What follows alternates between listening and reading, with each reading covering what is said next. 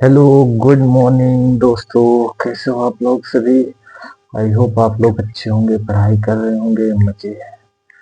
ठीक है, तो मैं आपसे बताना चाहूंगा कि आज हम लोग नाउन की कल हम लोगों ने नाउन की दिल धड़कन पढ़ी थी। आज उसकी आत्मा पढ़ने वाले हैं। थोड़ा सा सुन के अजीब लगेगा पर ऐसा ही है। कल हम लोगों ने 60% मोस्ट इम्पोर्टेंट टॉपिक को पढ़ा था। आज हम लोग 50% मोस्ट इम्पोर्टेंट टॉपिक को पढ़ के प्रोनाउन को लगभग यहीं फिनिश कर देंगे। और कल जो हम लोगों का टॉपिक होने वाला वो होने वाला है वर्ब। वर्ब को बहुत अच्छे तरीके से कवर करेंगे। नमस्कार, मेरा नाम विकास पांडे। मैं डे 75 इंग्लिश चैंपियन क्लासेस की शुरुआत कर चुका हूँ, जिसका आज प्रोनाउन की तीसरी क्लास होने वाली है, जो अपने आप में एक master class, game changer class होने वाली है। तो बिना टाइम खोटी करे हम लोग सेशन को स्टार्ट करते हैं। और आप वीडियो को लाइक सब्सक्राइब जरूर कर लीजिएगा, चैनल को सब्सक्राइब, वीडियो को लाइक जरूर कर लीजिएगा। प्यारा सा कमेंट करके जरूर बताइएगा कि आप कहाँ से मेरी वीडियो देख रहे हैं। ठीक है। और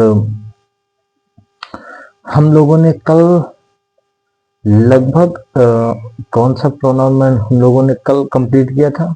नाउन प्रोनाउन कितने होते हैं? 9 होते हैं, जिनमें से मैंने पॉजेसिव प्रोनाउन जो होता है वो सेकंड होता है, हम लोगों ने उसको कंप्लीट किया था। और पहला जो होता है पर्सनल प्रोनाउन, उसको भी हम लोगों ने कंप्लीट कर लिया था। आज हम लोगों का है रिफ्लेक्सिव प्रोनाउन। रिफ्लेक्सिव, उसके पहले में हम लोगों ने जो पढ़ा था पर्सनल प्रोनाउन में ही, सी, इट, दे, बी और दे, बी, इट एक वो आया था। मैंने सभी को अच्छे से एक्सप्लेन किया था, लेकिन उसमें एक इट जो था वो कब कहाँ कैसे यूज करना था उसके बारे में हम लोगों ने बात नहीं की थी। तो आज हम लोग पहले उसको कवर करेंगे। तो सबसे पहले आप लोगों को हेडिंग डाल लेनी है यूज ऑफ इट। इट का यूज मैंने बताया था, ये सारी चीज कहाँ यूज होंगे? ये सारी चीजें कर्ता मतलब सब्जेक्ट की स्थान पर यूज होंगे। मैंने बताया था कि सारी चीजें जो भी प्रोनाउन जो होता है वो सारी सब्जेक्ट के, जो भी सब्जेक्ट होगा वाक्य में उसके स्थान पर नेम की जगह जो यूज होगा वो प्रोनाउन होगा। तो उसी प्रोनाउन का एक भाग है इट। इट वाक्य में सब्जेक्ट की तरह काम करेगा। कहाँ कहाँ इट लगेगा इसके बारे में हम लोग मतलब पढ़ाने वाले हैं। तो चैनल जरूर सब्सक्राइब कर लीजिएगा, अपने दोस्तों को भी भेजिएगा कि मजेदार तरीके से पढ़ते रहें। बड़ी मेहनत लगती है, पहले आपके लिए स्क्रिप्ट तैयार करनी पड़ती है, फिर उसको आप लोगों को डिटेल में समझाना पड़ता है। तो मेहनत का फल तो जरूर मिलना चाहिए। यदि आप चैनल वीडियोस देख रहे हैं तो सब्सक्राइब जरूर करिएगा। ठीक है, तो हम लोग स्टार्ट करते हैं बिना समय गवाए। तो यूज ऑफ इट। इट का प्रयोग कई तरह से होता है। मैंने बताया था ना, जो नॉन लिविंग थिंग्स है, जैसे कोई लड़का है, कुछ किसी लड़के का नाम है, मान लीजिए नाउन है, किसी लड़के का नाम है मोहन। मोहन तो डायरेक्ट आएगा सब्जेक्ट के रूप में। इसी का प्रोनाउन फॉर्म क्या आ जाएगा? ही आ जाएगा। किसी लड़की का नाम है मान लीजिए, ठीक है, ये आ जाएगा सब्जेक्ट नाउन के रूप में। इसका प्रोनाउन फॉर्म क्या आ जाएगा? सी आ जाएगा।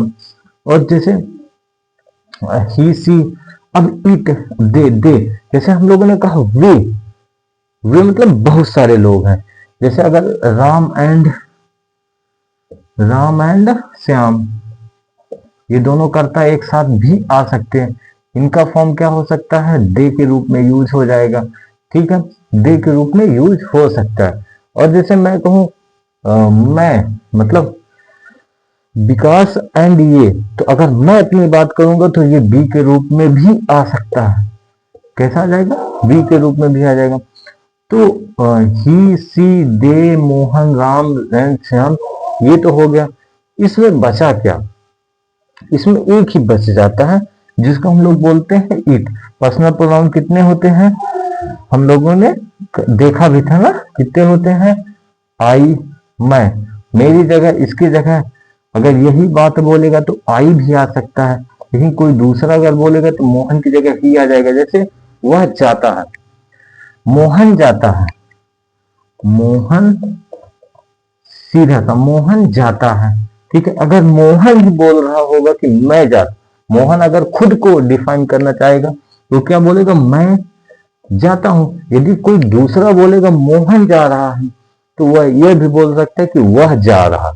वह जा रहा मतलब कोई पुरुष गुजर रहा है, वह जा रहा है। पुरुष के लिए ही का यूज होता है, स्त्री के लिए सी का यूज होता है, नाम का भी यूज होता है।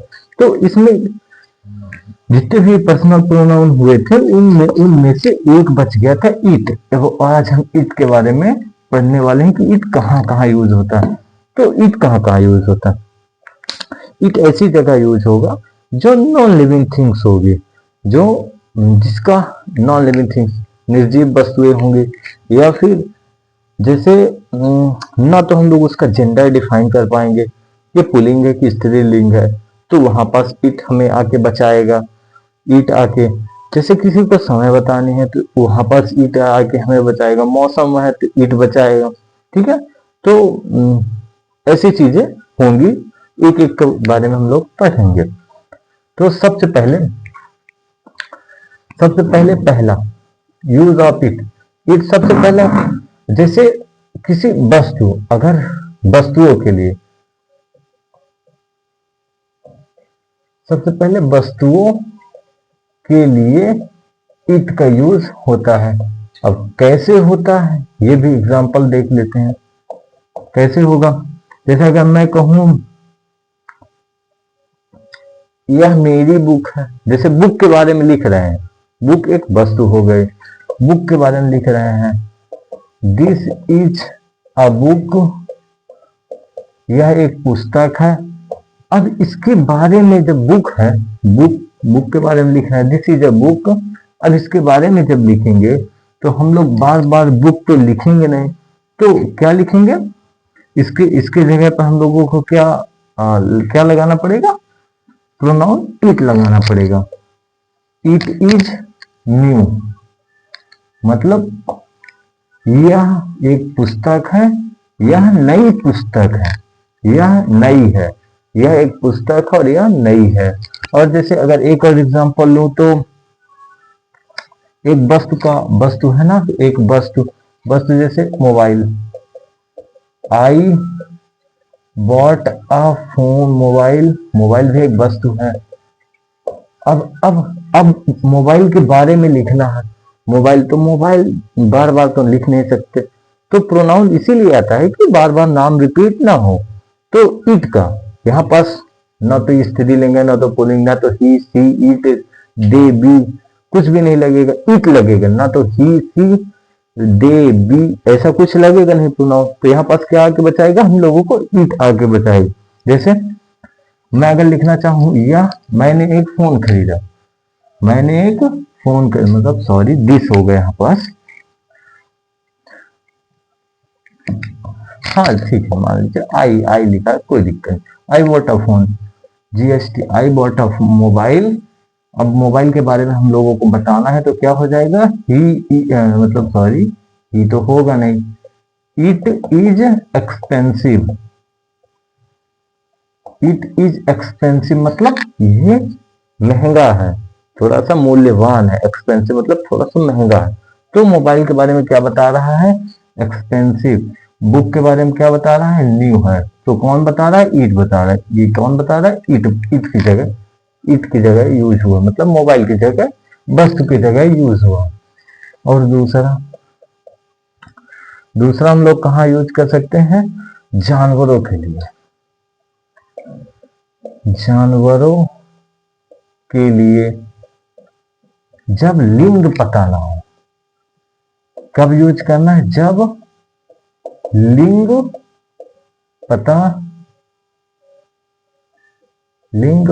पता न हो। जैसे एग्जाम्पल लिया जाए,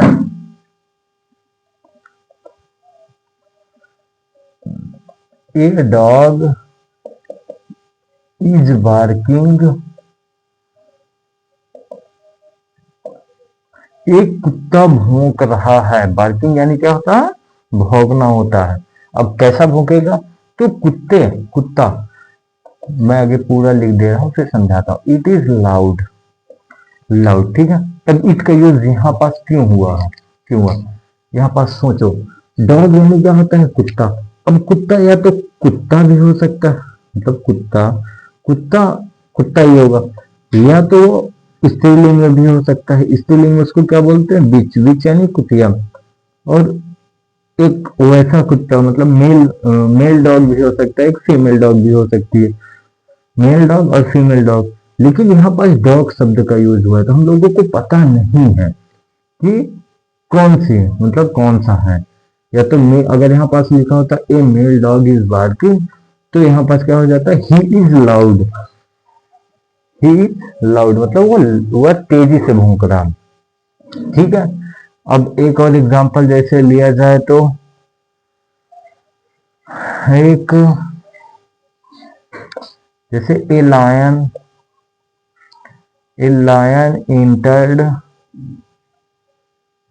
entered the building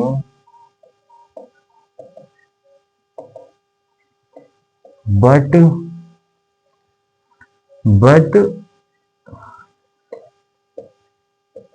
it was soon cast।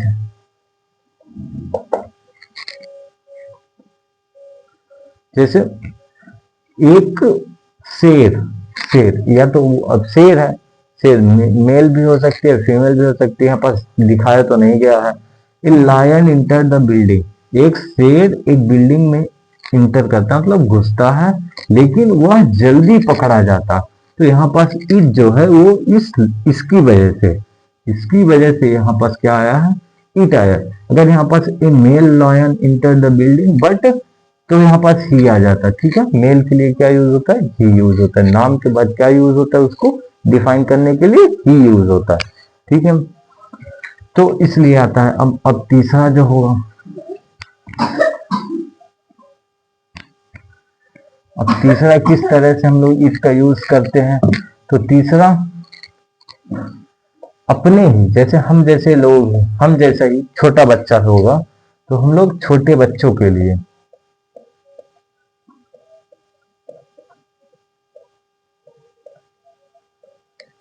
छोटे बच्चों के लिए, छोटा बच्चा जैसे छोटे बच्चों को हम लोग प्यार से क्या बुलाते हैं? बेबी। क्या बुलाते हैं? बेबी। बेबी यानी क्या होता है? छोटा बच्चा। लेकिन अगर वही पास उसको अगर बेबी मतलब पता नहीं रहता, हम लोग लड़कों को भी बेबी बुलाते हैं, लड़कियों को भी बेबी बुलाते हैं। अगर लड़का होगा तो उसका कुछ नाम लेके बुलाएंगे तो फिर नाम को डिफाइन करने के लिए ही आएगा, और प्रोनाउन मतलब सॉरी फीमेल को डिफाइन करने के लिए सी आएगा। अब जैसे एक एग्जांपल इसमें लिया जाए, जैसे मैंने एक बच्चा देखा, आई सा अ चाइल्ड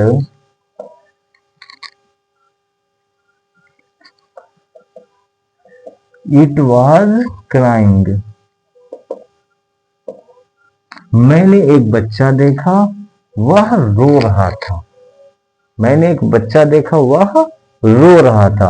अब जो ये ईट आया है यहाँ पर, अगर ईट ईट ईट क्या है? ईट किस फॉर्म में है? प्रोनाउन फॉर्म में है। अगर मान लो यहाँ ईट ना होता, ईट किसको यहाँ पर, किसका यहाँ प्रतिनिधित्व कर रहा है? ईट यहाँ किसका प्रतिनिधित्व? जैसे पुराने आप मूवीज वगैरह तो देखे होंगे, तो एक राजा दूसरे राजा के यहाँ जब युद्ध का लड़ाई होती है तो शांति दूत भेजता, वो अपना उस राज्य का प्रतिनिधित्व, अपना प्रतिनिधित्व किसी दूसरे को भेजता है। तो वो मतलब वो क्या होता है? वो मान लो कि एक राजा ही होता है, जो उसके स्वर है वो उसके स्वर है। मतलब यहाँ पास एक चाइल्ड जो है वो इट का प्रतिनिधित्व कर रहा। अगर यहाँ पास चाइल्ड ना होता, यहाँ पास इट ना होता। चाइल्ड यानी क्या होता है? बच्चा। बच्चा या तो मेल छोटा बच्चा भी हो सकता, छोटा बच्चा है, या तो वो मेल भी हो सकता है या तो वो फीमेल भी हो सकता है। लेकिन यहाँ पास लिंग पता हम लोगों को नहीं है, ये सेम कंडीशन यहाँ भी लगती है, ठीक है। अब एक और एग्जांपल से अगर समझा जाए, जैसे तो the baby is very cute, the baby is very cute,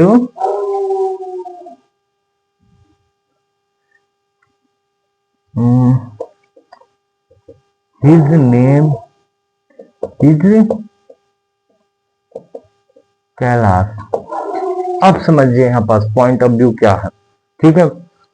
the baby is very cute, वह लड़का मतलब वह बच्चा बहुत सुंदर है, ठीक है। His name is Kailash, his आया है, हिज किसी लड़के के लिए आता है, मैंने कल की क्लास में बताया था किसी लड़के के लिए हिज आता है, ही आता है, और ही का ऑब्जेक्टिव फॉर्म क्या होता है, हिज होता है। तो कैलाश, कैलाश की जगह क्या आया है, his, his name is Kailash, उसका नाम क्या है, कैलाश है। क्या है उसका नाम, क्या है, कैलाश है। हिज नेम इज कैलाश, ठीक है। अगर मान लो ये कैलाश ना होता, यहाँ पास इट कैसे लाया जाए, तो सुनिए इट आएगा कैसे, the baby is very cute, वह बच्चा बहुत सुंदर है, क्या है, बहुत सुंदर है। अब यहाँ पास फुल स्टॉप लग गया। अब बच्चा क्या है, या तो मेल भी हो सकती है, या तो फीमेल भी हो सकती है, छोटी है, या तो लड़का भी हो सकता है, या तो लड़की भी हो सकती है। लेकिन यहाँ पास अगर मान लो लड़का लाल, यहाँ पास इट का प्रयोग कैसे करेंगे, तो ना तो हमको पता है कि वो लड़का है कि लड़की है, तब हम लोग अब जब अगला सेंटेंस इसमें लिखेंगे, the baby is very cute, अब यहाँ पास हम अगर लिखें it is looking like a angel, वह एक परी की तरह दिखती है, वह एक परी की तरह दिखती है, परी की तरह दिखती है मतलब किसका नाम हो गया, परी कैसी होती है, फीमेल। तो यहाँ पास क्या बताइए, ईट लगाना सही रहेगा, नहीं रहेगा। तो यहाँ पास क्या लिखे, her her looking like an angel, her looking like an angel, sorry यहाँ पर एन होगा, एन एंजल हो जाएगा, ठीक है। समझ में आ रहा है आप लोगों को, आई होप आप लोगों को समझ में आ रहा होगा, ठीक है। अब हम लोग चलते हैं चौथा इट का यूज कब होगा, जब मौसम के बारे में बताया जाए, ठीक है। मौसम के बारे में, समय के बारे में, डिस्टेंस यहां से यहां तक की दूरी के बारे में बात की जाए, ठीक है। और कब, और दूरी के बारे में बात की जाए, दिन व तारीख, दिन व तारीख,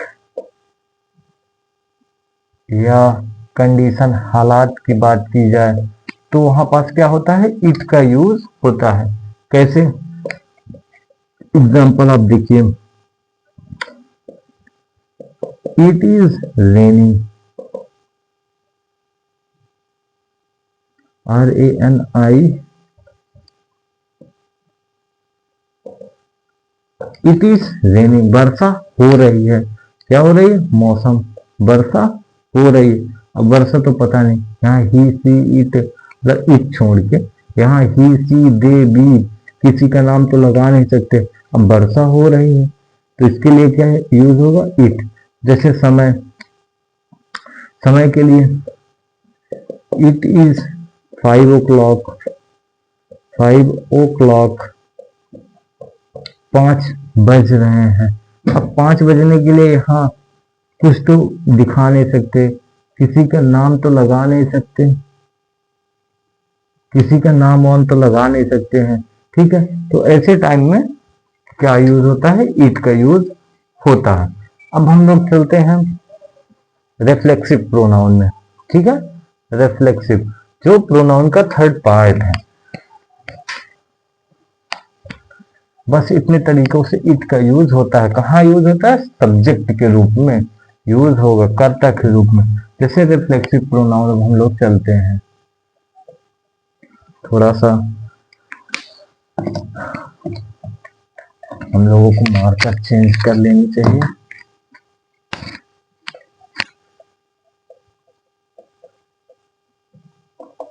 रिफ्लेक्सिव प्रोनाउन। रिफ्लेक्सिव प्रोनाउन यानी क्या होता है? निजवाचक सर्वनाम। निजवाचक सर्वनाम। निजवाचक सर्वनाम मतलब निज, मेरे लिए पर्सनल, निश्चय, मेरे लिए निश्चित। रिफ्लेक्टिव, रिफ्लेक्स, आप एक वर्ड याद कीजिए, रिफ्लेक्ट। रिफ्लेक्ट यानी परावर्तित होना।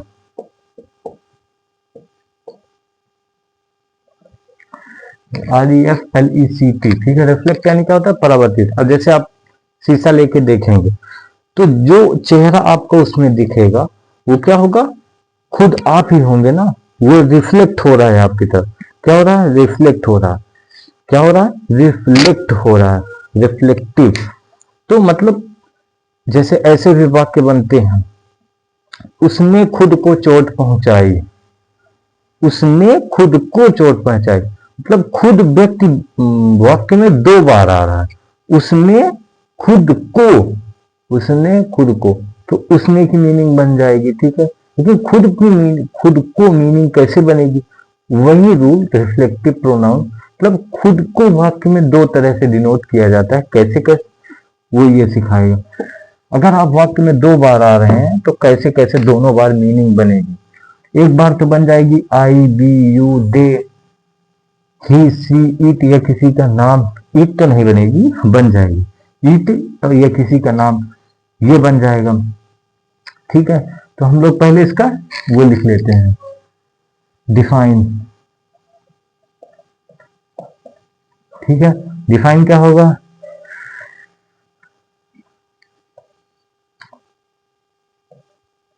जब किसी वाक्य का कर्ता व कर्म दोनों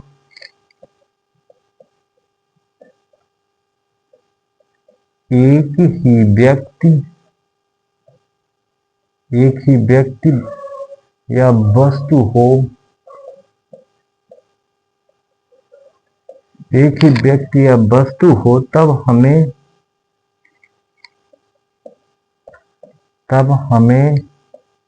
कर्म की जगह, मतलब ऑब्जेक्ट की जगह हम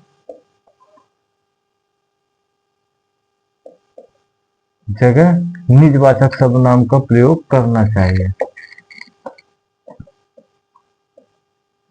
निजवाचक सर्वनाम का प्रयोग करना चाहिए।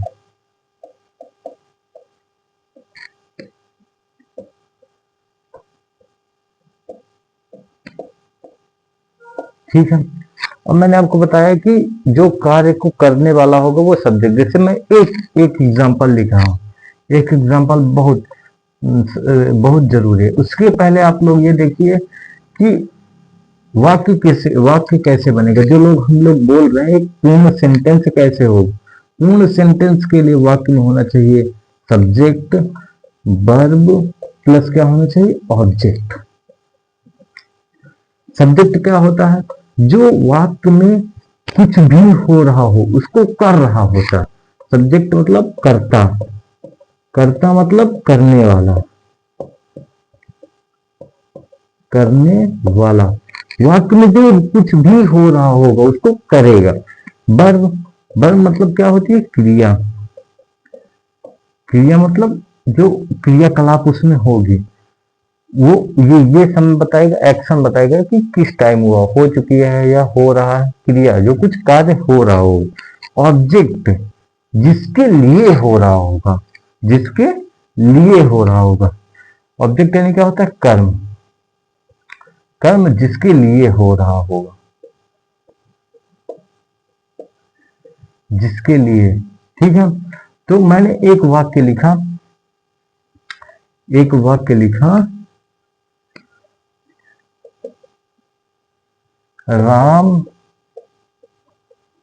राम इंजर्ड मोहन।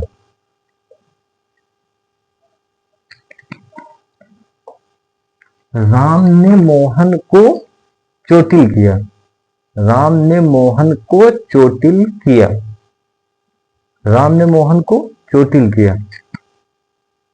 यहां पास मैंने क्या बोला था, जब किसी वाक्य में कर्ता व कर्म, यहाँ पास ये सब्जेक्ट, ये वर्ब, ये ऑब्जेक्ट, ठीक है। जब किसी वाक्य का कर्ता व कर्म दोनों एक ही व्यक्ति या वस्तु हो, तो क्या कर्ता एक ही व्यक्ति है? दोनों है? नहीं है। है क्या? नहीं है। एक ही व्यक्ति हो तो हमें कर्म की जगह निजवाचक सर्वनाम का प्रयोग करना चाहिए। तो निज मतलब कर्म, कर्म क्या है? और मोहन किसके लिए हो रहा है? मोहन। देखो कैसे, कौन चोटिल किया? राम। किसको चोटिल किया? मोहन को। किसके लिए? मोहन को। किसे? मोहन को। ये किसे का अर्थ देगा? ये कौन का अर्थ देगा वाक्य में? ठीक है, तो कौन? राम। किसे? मोहन को। किसे? मोहन को। तो ऑब्जेक्ट क्या है? मोहन। लेकिन यहां पास आप समझिए, हमें राम को ही मोहन की जगह लाना है। तो मैंने पिछले वीडियो में क्या बताया था कि ऑब्जेक्ट बदल जाएगा। अगर मैं ही वाक्य में 2 बार आ रहा हूं तो सब्जेक्ट के रूप में मैं ही भी आ सकता है। यहां पास अगर ही भी रहेगा कोई दिक्कत नहीं है। अगर यहाँ पास ही है तो हम लोग यहाँ पास क्या लिख सकते हैं? पिछले फॉर्म के हिसाब से क्या लिख सकते हैं? मोहन की जगह हिज लिख सकते हैं। मान लीजिए हम लोग हिज, हिज लड़कों के लिए ही आता है। राम इंजर्ड हिज, राम ने खुद को, हिज क्या सही होगा यहाँ पास? समझिए, हिज यहाँ पास क्यों नहीं सही होगा? क्योंकि हिज मतलब होता है लड़का, हिज मतलब होता है लड़का। राम ने किसी पुल्लिंग को चोटिल किया। अब ये हिज है मतलब या तो ये राम ही हो सकता है, ये मोहन हो सकता है, सोहन हो सकता है, दीपक हो सकता है, अर्जुन हो सकता है, कोई भी हो सकता है। हिज मतलब लड़के होते हैं, ठीक है। हिज मतलब क्या होता है? लड़का हो सकता है। ऑब्जेक्ट में ही का हिज होता है, ही मतलब लड़के, ऑब्जेक्ट में हिज। तो यहाँ पास हिज मतलब कोई भी हो सकता है। तो इसी प्रॉब्लम को सॉल्व करेगा कि राम की जगह यहाँ पास ऐसा कौन सा वर्ड आएगा जो राम के लिए ही यूज होगा। यहाँ पास राम के लिए यूज हुआ है, लेकिन वहां पास कोई भी हो सकता है, जरूरी नहीं कि राम ही होगा, क्योंकि लड़के के लिए ही यूज होता है ना। तो इसी प्रॉब्लम को रिफ्लेक्सिव प्रोनाउन सॉल्व करता है। मैं यहाँ पास बताऊं यहाँ क्या होगा।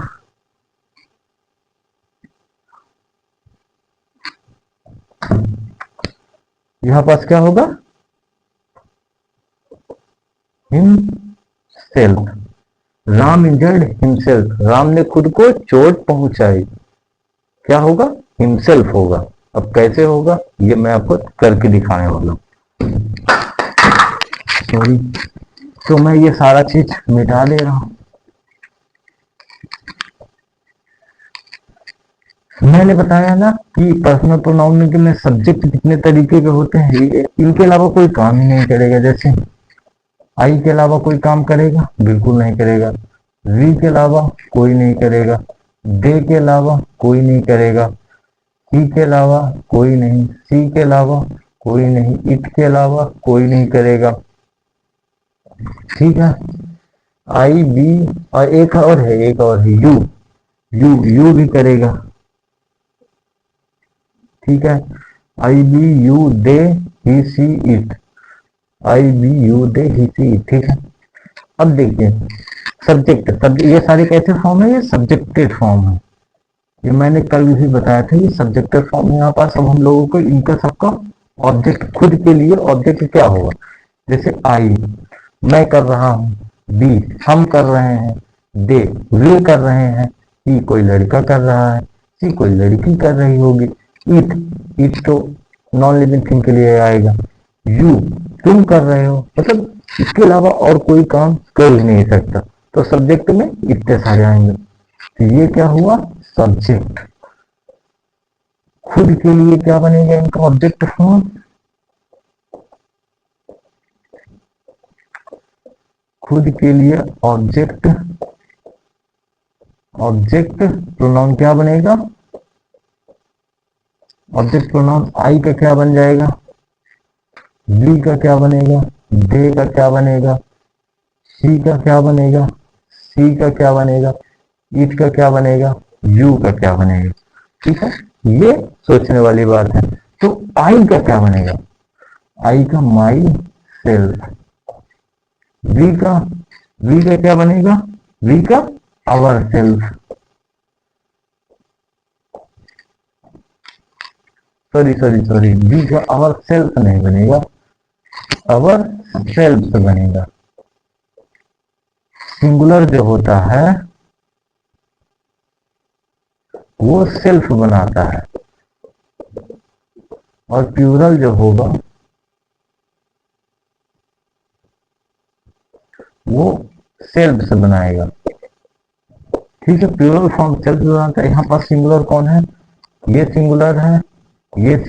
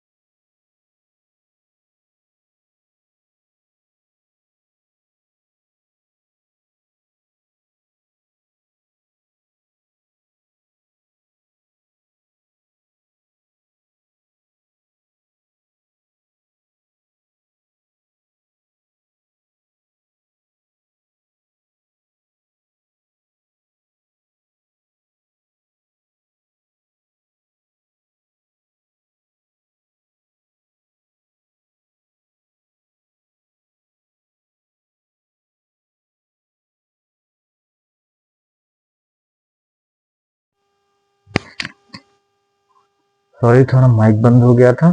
हम लोग फिर से कंटिन्यू करेंगे।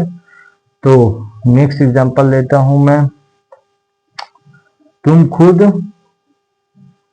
तुमने खुद को चोट पहुंचाई, मान लो तुमने खुद को चोट पहुंचाई,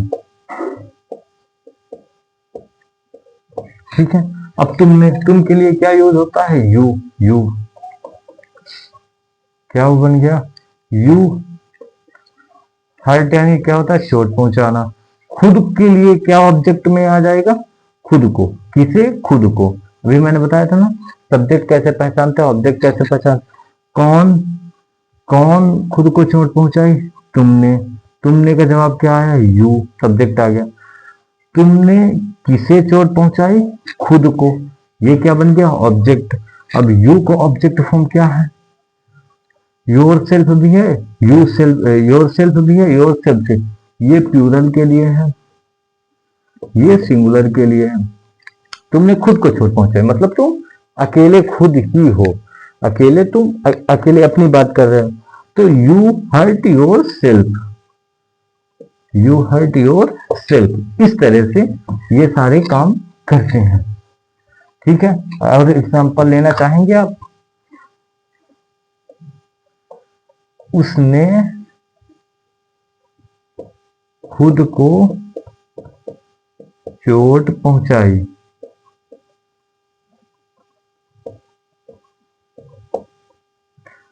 ठीक है, उसने खुद को चोट पहुंचाई। अब हम लोग यहां पास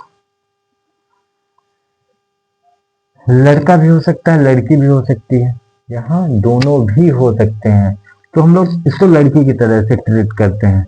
तो सी हर्ट, अब सी के लिए यहाँ पास क्या लगेगा, हर सेल्फ लगेगा, सी हर्ट हर सेल्फ, मतलब उसने खुद को चोट पहुंचाई। खुद के लिए यहाँ पास कौन सा वर्ड हुआ, यूज हुआ है, हर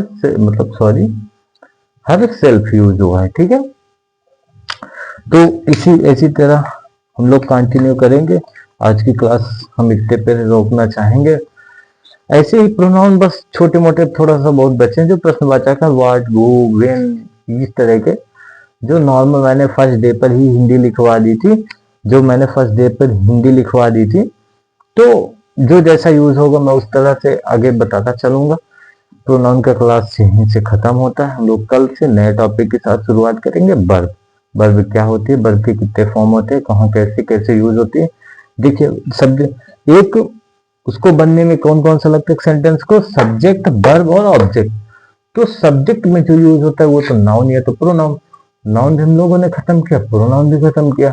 और ऑब्जेक्ट में भी या तो नाउन यूज होता है या तो प्रोनाउन आता है, तो हम लोगों ने दोनों पढ़ लिया।